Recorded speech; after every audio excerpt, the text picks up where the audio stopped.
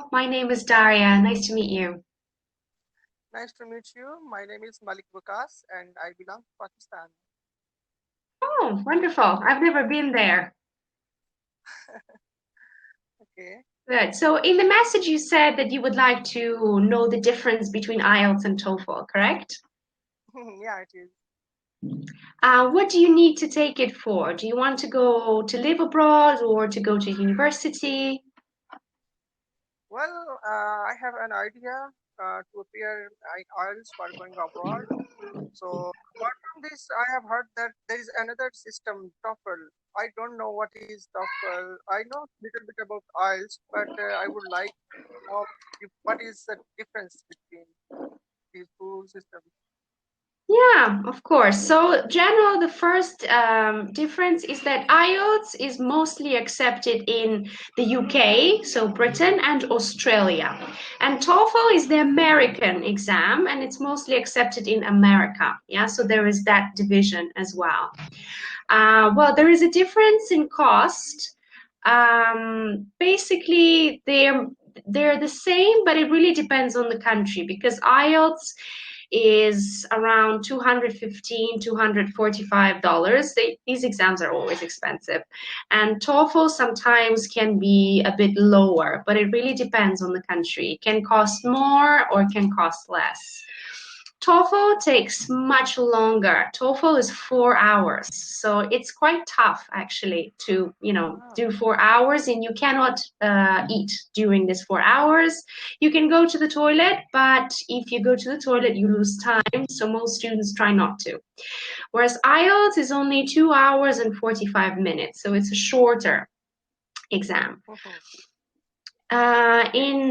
In IELTS, you first do listening, which is 30 minutes. Then you have 1 hour for reading and 1 hour for writing.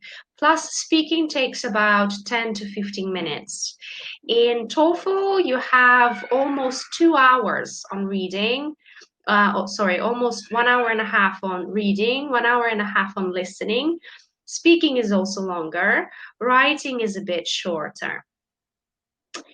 In these tests, you also may hear different accents. In IELTS test, you can hear Australian, Canadian, New Zealand, British, and American. Whereas in TOEFL test, you will mostly hear American kinds of accents, North American, British, well, also New Zealand and Australian. The test is offered in many different places. Well, both of them, you can find IELTS or TOEFL test centers anywhere. It's not a big problem. So TOEFL test is maybe offered a bit more frequently, so more than 50 test dates per year. Scoring scale. So on IELTS, you get a score from 0 to 9, and you get a separate score for reading, listening, writing, and speaking. And then you get the overall score for the exam. Whereas on TOEFL, you get a score out of 120. 120. Yes. So Okay. their system of scoring is very different. Usually, if you need to go to university, you need 6.0 or 6.5 on the IELTS scale, and TOEFL you need 78 out of 120. Yeah. So these are basically the main differences. First of all, it really depends on where you want to go. If you want to go to Britain or Australia, I'd advise you to take IELTS. But if you want to go in America, TOEFL is preferred. Okay. Well, ma'am, yeah, you told me that in TOEFL, speaking portion is longer. Yeah. So, yeah. So why speaking portion is longer than IELTS in TOEFL? Let me see. Speaking. So there's a big difference, yeah, between both of the tests. The IELTS is only 10 to 15 minutes, whereas TOEFL is 20 minutes, because IELTS has 3 sections, part 1, 2, and 3, and TOEFL has 6 sections. So you get more questions from the examiner on the TOEFL. Okay. Okay. Good. So, ma'am, IELTS. I mean, reading, listening, and writing. Mm-hmm. non-native English teachers, they can take this examination. So is this system in TOEFL as well? Yeah, of course, anybody can take IELTS or TOEFL. There is no requirement. Yeah. Okay, they may be the representative of IELTS or TOEFL. Sorry? The examiners, the examiners will be representative of IELTS or TOEFL. Yeah. Mm-hmm. Okay, okay, good. Yeah, thank you very much for giving me the kind of information. Yeah, of course. So, where are you planning to go? In England or Australia or America? Well, as of now, I'm not able to go out of, country Mm-hmm. in Europe. But nowadays, I'm planning to move towards Saudi Arabia because my elder brother, he has been working there for the last 5 years. So after that, I will see that where I am eligible to go. Yeah, I have some students from Saudi Arabia. They're all taking IELTS and not TOEFL. They also have their own test, which I don't Mhm. remember, Saudi Arabia, but it's a test that you can only take in Saudi Arabia. You cannot take it in a different country. Cambridge tests. They had one test developed specifically for Cambridge test, specifically for their country. I cannot remember what it's called, but they have their own version of the test, but you Okay, can only take it in that country. I'll check and I'll let you know because there are different exams. Mm-hmm. okay, nice. Good.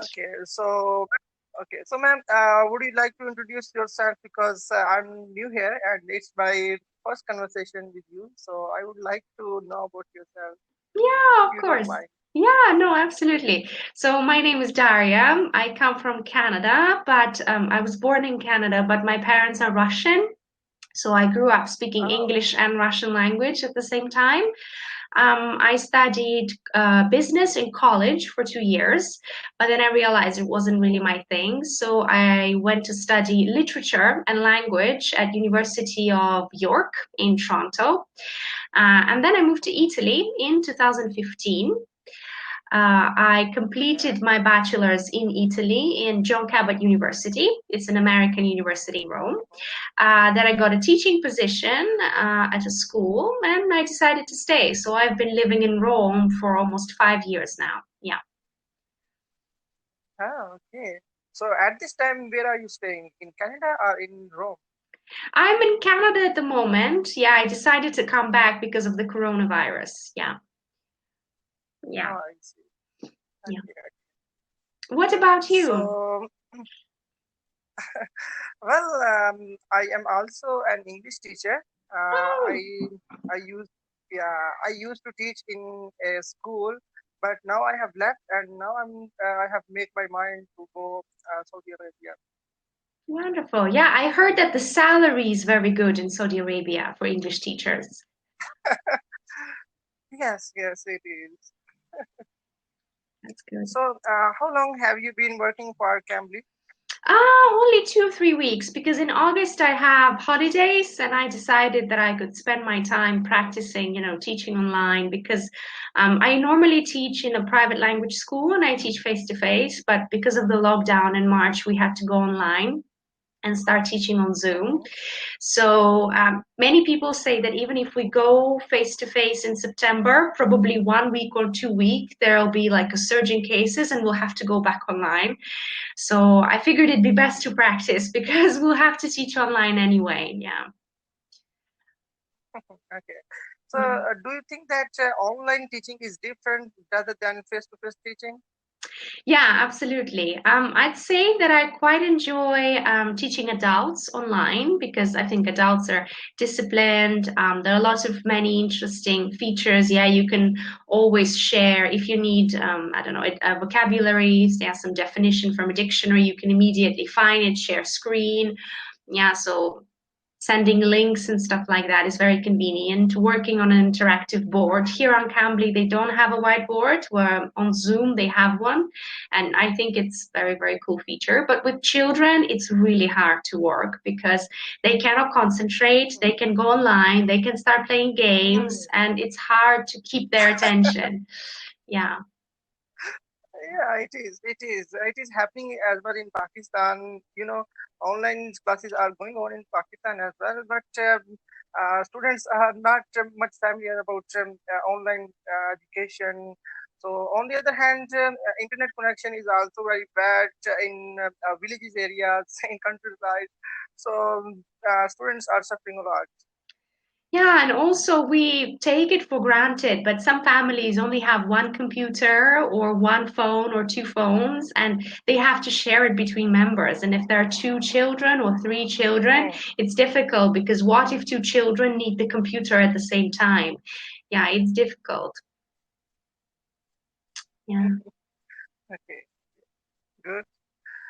So, okay. So,